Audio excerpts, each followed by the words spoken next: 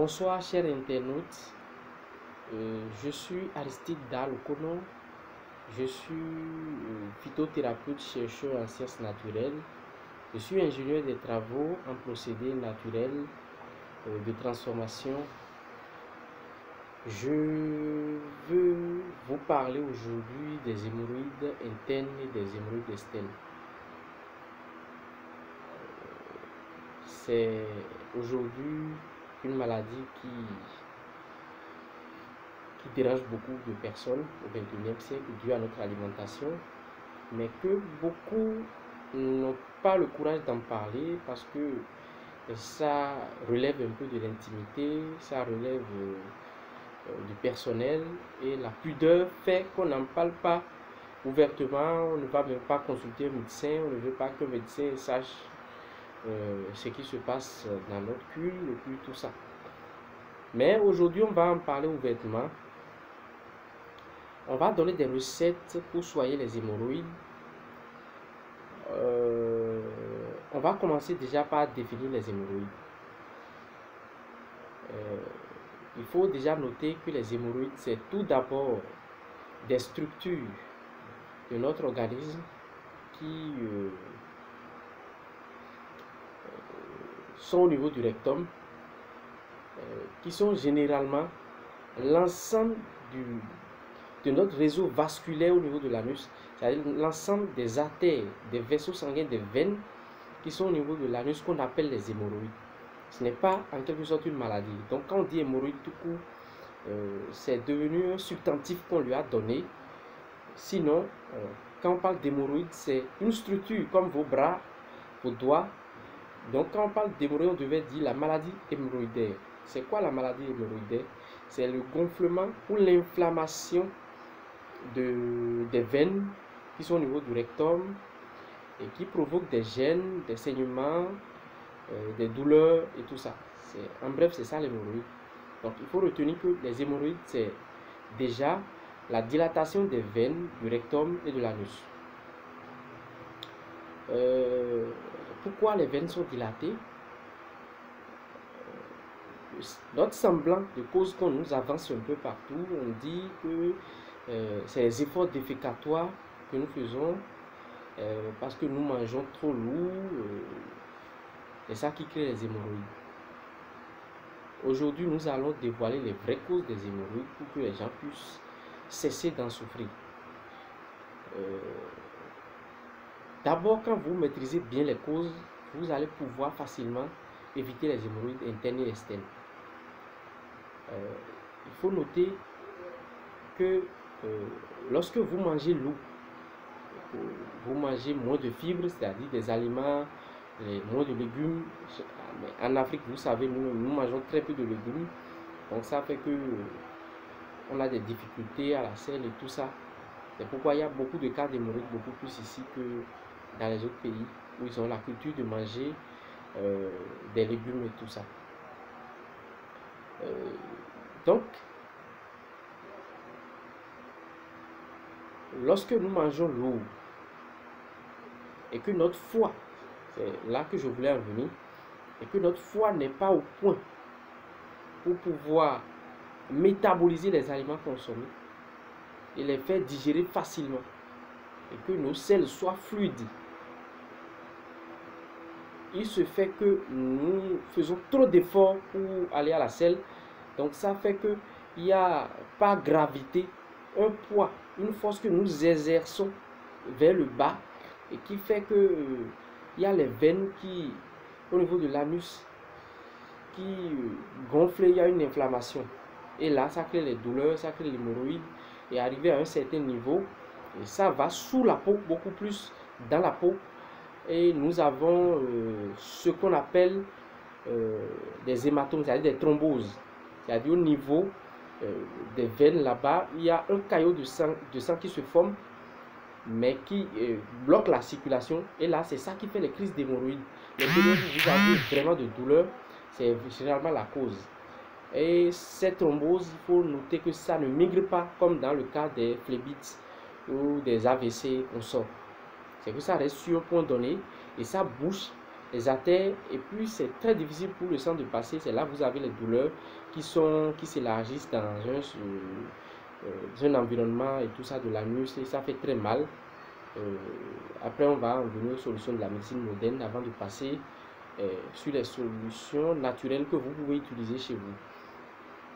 Donc, les causes que vous pouvez retenir, qui sont passe-partout, il y a certains médicaments qui peuvent créer les hémorroïdes, il y a les repas lourds, il y a l'excès d'alcool. Quand vous parlez d'excès d'alcool, il faut noter que l'alcool agit sur le foie et le foie ne peut plus répondre et mieux digérer les aliments que vous consommez. Donc ça fait qu'on va vous parler de l'alcool et tout ça. Il y a également l'accouchement. Quand une femme accouche, il y a le même geste, les poussées qu'elle fait, qui font que par gravité, elle agit beaucoup plus sur, elle envoie plus de sang vers la zone pubienne. Donc ça fait également, ça agit également, ça donne une pression à ces veines, à ces vaisseaux sanguins où il y a inflammation. Donc c'est ce qu'il y a d'abord. Il y a également des raisons que beaucoup n'évoquent pas. Il y a les toux. C'est-à-dire quand vous toussez, vous exercez également des pressions sur ces vaisseaux sanguins. Si vous êtes sensible, peut-être des toux, peut-être rebelles qui reviennent beaucoup de fois. Et tout ça, ça peut créer des hémorroïdes. Il y a la grossesse qui fait que le poids que vous exercez fait que vous pouvez avoir les hémorroïdes. Il y a la sédentarité, c'est-à-dire vous allez au bureau les matins, et vous vous levez les soirs, vous restez assis toute la journée et tout ça. Par gravité, tout votre poids se repose et votre circulation sanguine va avoir tendance à vous créer des problèmes au niveau des hémorroïdes. C'est d'ailleurs pourquoi les bureaucrates et les chauffeurs ont beaucoup plus tendance à avoir les hémorroïdes. Il y a l'excès de café aussi, ça agit sur le foie.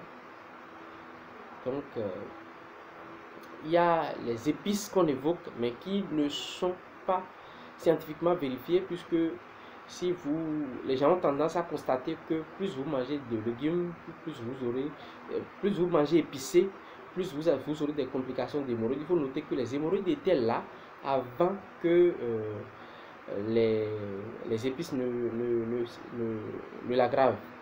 C'est ce qu'il faut noter. Bon, donc, comment ça se manifeste? Donc, il y a deux cas. S'il y a saignement, c'est que les vaisseaux sanguins ont subi une pression. Si vous trouvez, c'est-à-dire si vous allez à la selle et vous trouvez du sang dans vos selles, c'est-à-dire dans vos fesses, il faut noter que l'hémorroïde est juste superficielle, c'est-à-dire c'est des veines ou bien des vaisseaux sanguins qui sont à la surface du rectum, c'est-à-dire dans les parois même du rectum qui ont subi le choc et qui font une hémorragie qu'on appelle la rectorragie parce que c'est dans le rectum. Donc c'est un peu ça. Si ça fait ça, il faut noter qu'il peut y avoir d'autres possibilités. Si vous avez une polype, il faut explorer toutes ces possibilités là. C'est pourquoi les médecins recommandent généralement les coloscopies quand vous venez avec des problèmes de saignement dans les selles, à l'anus et tout ça. Parce qu'on ne sait pas si vous avez peut-être un cancer de côlon ou les cancers colorectals.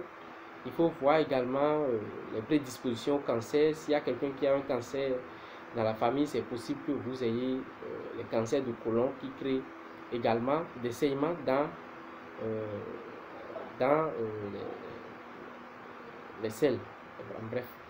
Donc, voilà un peu. Donc, tout de suite, quand vous voyez du sang dans vos selles, il ne faut pas penser forcément aux hémorroïdes. Il faut éliminer d'abord le cas des cancers qui, nous allons prier vraiment Dieu de nous en épargner.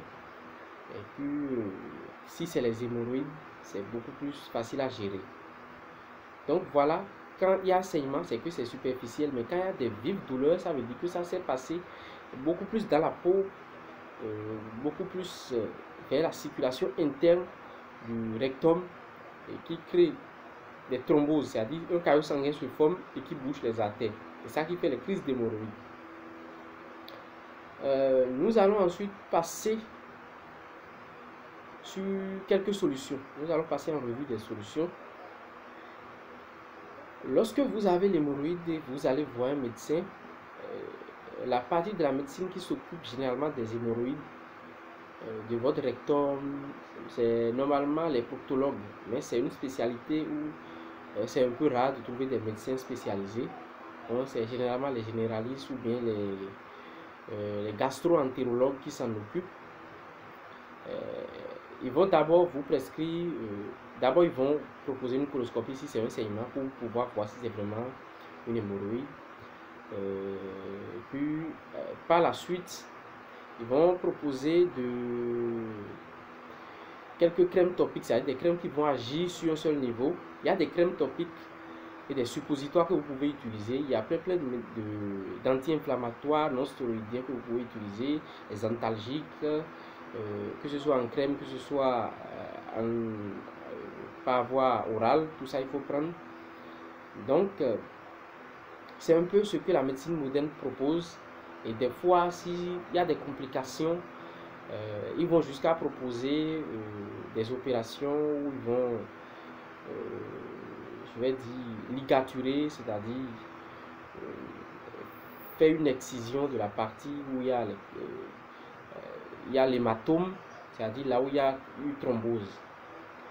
Donc, nous allons passer maintenant sur les solutions naturelles que tout le monde connaît.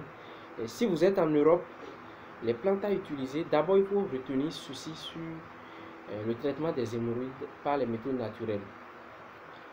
Il s'agit d'un tissu qui est vascularisé et qui a un problème, un tissu vascularisé par des vaisseaux sanguins qui a un problème. Il faut chercher à renforcer ce tissu par des molécules qu'on appelle les tanins. Il faut chercher des tanins reconstitutifs et les utiliser.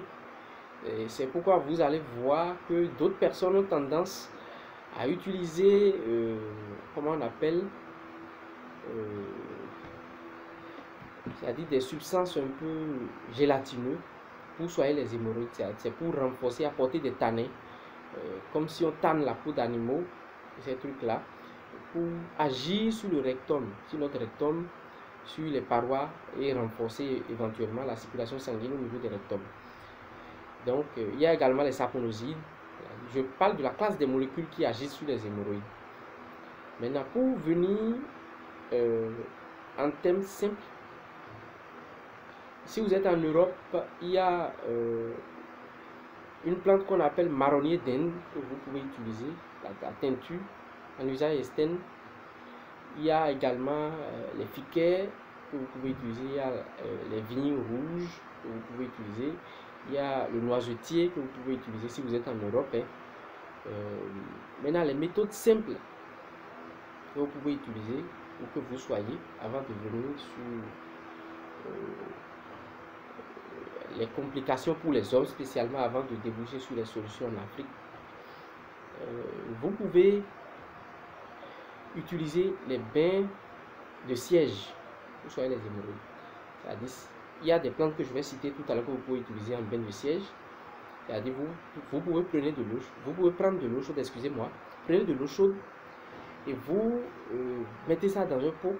L'eau pas trop chaude, il faut que vous puissiez vous asseoir dedans. Donc il faut que ce soit à une température où vous pouvez vous asseoir. Donc vous vous asseyez dans l'eau chaude et vous préparez une eau froide, pas trop froide. Vous pouvez mettre quelques glaçons et vous vous asseyez dans l'eau chaude quelques minutes et puis vous créez un choc thermique. C'est-à-dire vous quittez l'eau chaude et vous vous asseyez dans l'eau froide. Et ça fera que ça va agir sur ces vaisseaux et les renforcer. Ça va d'abord agir sur les caillots si éventuellement il y en avait. Et sur la circulation, au niveau de la circulation rectale, ça va pouvoir faciliter la circulation. Vous pouvez faire les bains de siège, c'est comme ça on appelle ça, mais vous faites un bain de siège chaud, vous faites un bain de siège froid, mais vous combinez les deux, vous quittez l'eau chaude pour l'eau froide, l'eau froide pour l'eau chaude, mais il faut toujours finir par l'eau froide. Donc c'est un peu ce que je vous recommande en matière de bain de siège. Également, vous pouvez incorporer dans ce bain de siège les plantes naturelles comme comment on appelle déjà le Jatropha gossypifolia, le Jatropha rouge, qui est très bon pour les hémorroïdes externes. C'est-à-dire là où le prolapsus descend, vous avez des difficultés à rentrer ça après chaque défécation. Donc pour les amis qui sont en Afrique, nous allons citer maintenant les plantes qui vous seront nécessaires pour pallier aux hémorroïdes internes, que ce soit internes ou que ce soit externes. Bon, maintenant pour ceux qui ont des désirs de mettre au point des produits pour les hémorroïdes, que ce soit internes ou externes, vous pouvez faire des antalgiques, des anti-inflammatoires, vous pouvez penser aux suppositoires ou crème topique à passer sur la partie. Quand on dit topique, c'est que c'est une substance qui agit sur une partie bien ciblée. Les complications possibles de l'hémorroïde pour les hommes. Pour les hommes, vous savez, il n'y a que vous qui pouvez comprendre ce que je vais dire. Il y a une relation étroite entre les hémorroïdes et les dysfonctionnements érectiles.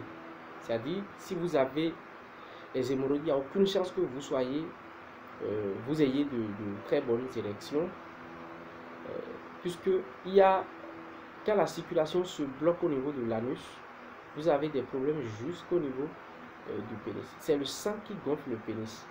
Pour être bref, pour avoir une érection, il faut qu'il y ait une quantité de vascularisation des tissus spongieux et des tissus caverneux du pénis. Alors, lorsque vous avez des problèmes de circulation au niveau de l'anus, il y a le périnée, c'est-à-dire, je parle du muscle qui relie l'anus au pénis. C'est-à-dire, si vous appuyez entre votre anus et votre testicule, vous allez voir qu'il y a une partie du pénis qui va jusqu'à l'anus.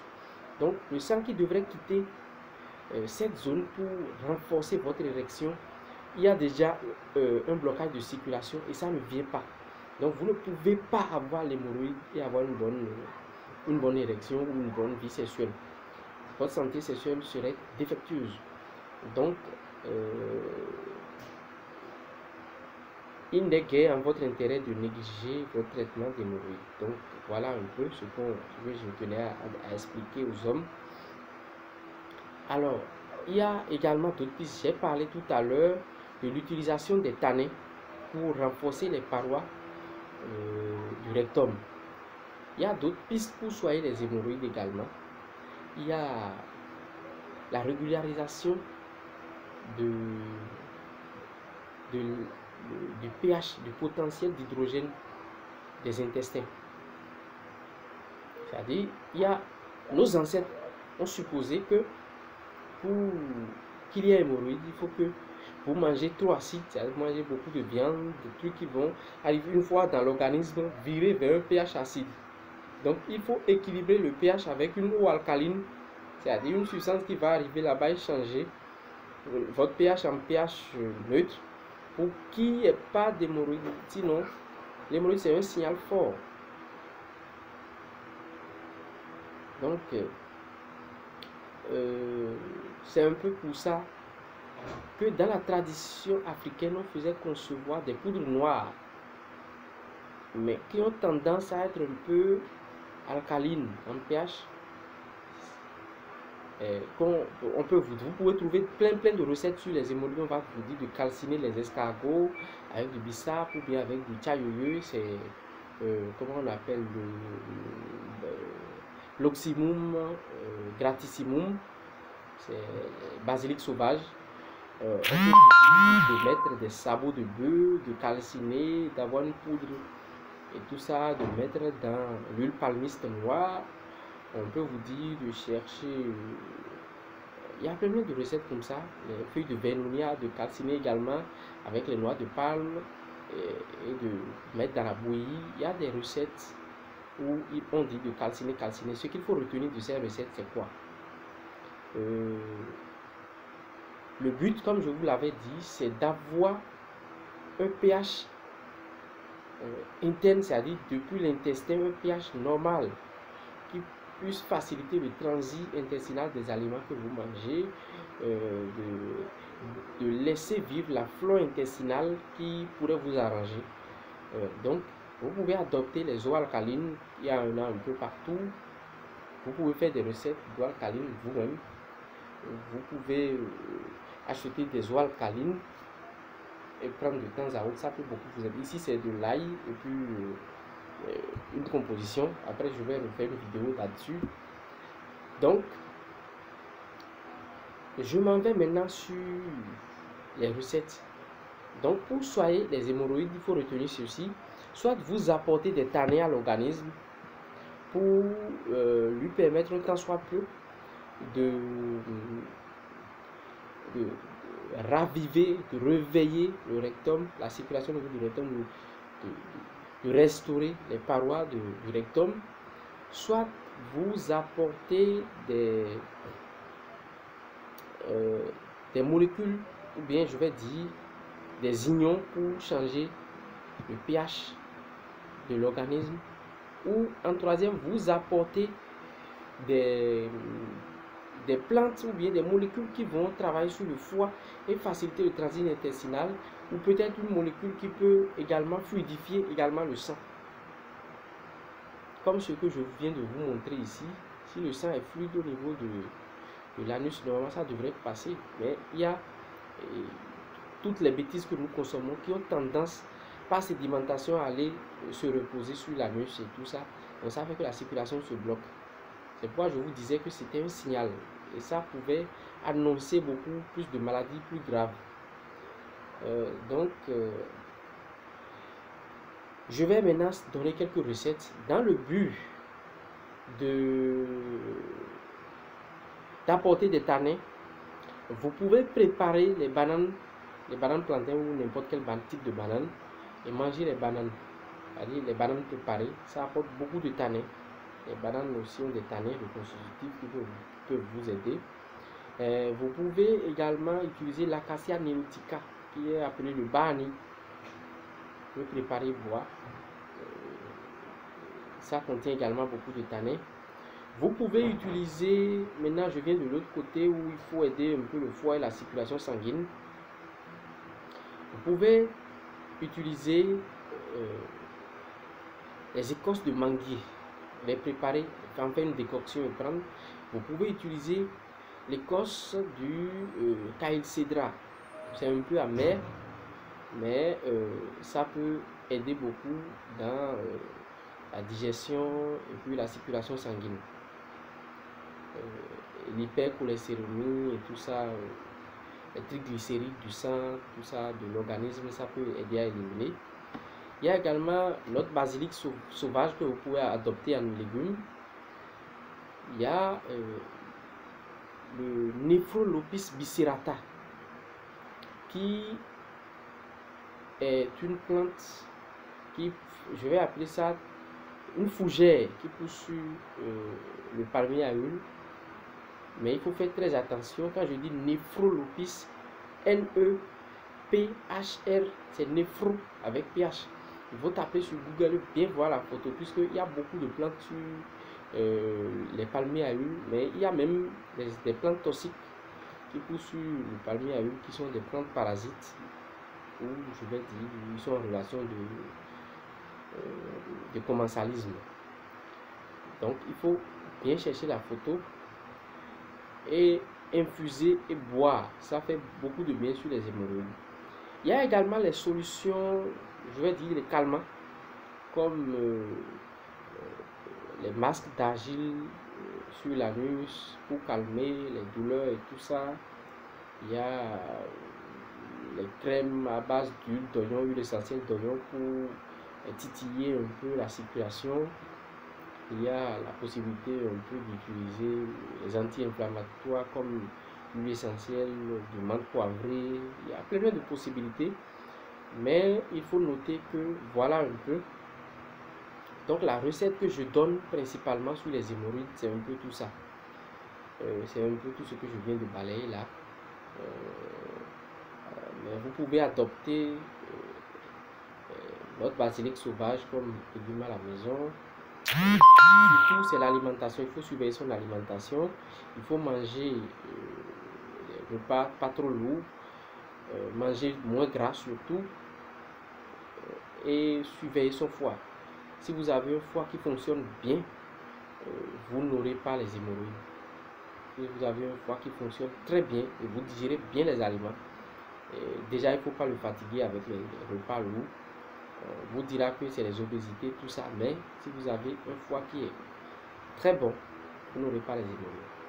Donc, à la lumière de tout ce qui vient d'être dit, je vous rappelle ou annonce à ceux qui ne me connaissaient pas et ceux qui sont nouveaux sur la chaîne que nous avons mis au point un centre de phytothérapie de sciences naturelles. Et nous mettons au point des traitements naturels pour ces pathologies-là depuis presque beaucoup d'années aujourd'hui. Et je vais vous présenter ce que nous proposons pour les hémorroïdes. C'est un produit qui s'appelle Rectamol. Alors, lorsque vous avez des crises d'hémorroïdes, il faut vous en approprier. C'est disponible un peu partout dans la sous-région de l'Afrique de l'Ouest. Et on expédie en France un peu partout. Alors, Rectamol, il y a une poudre.